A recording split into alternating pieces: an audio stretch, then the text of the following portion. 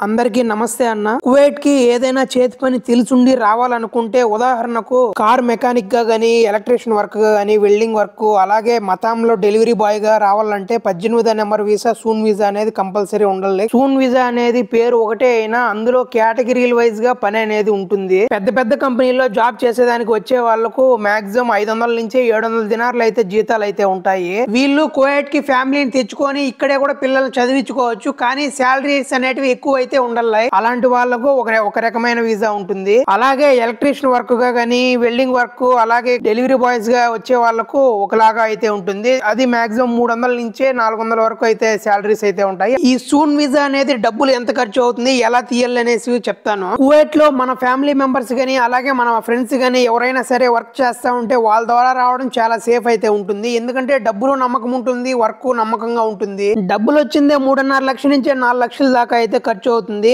అంత డబ్బులా అంత ఖర్చు అవుతుందా అనుకోవచ్చు. కానీ శాలరీలు కూడా అలాగే ఉంటాయి. స్టార్టింగ్ లోనే 200 నుంచి 250 దాకా ఇస్తారు. ఎక్కడికి వెళ్ళినా ఏ వర్క్ కి వెళ్ళినా మనకు నచ్చిన పని మనం చేసుకోవచ్చు. నచ్చకపోతే ఇంకో తావకైనా మారచ్చు సూన్ వీసా పైన వస్తే. ఇంకా సెకండ్ వే వచ్చిందే ఏజెంట్ల ద్వారా అనమాట.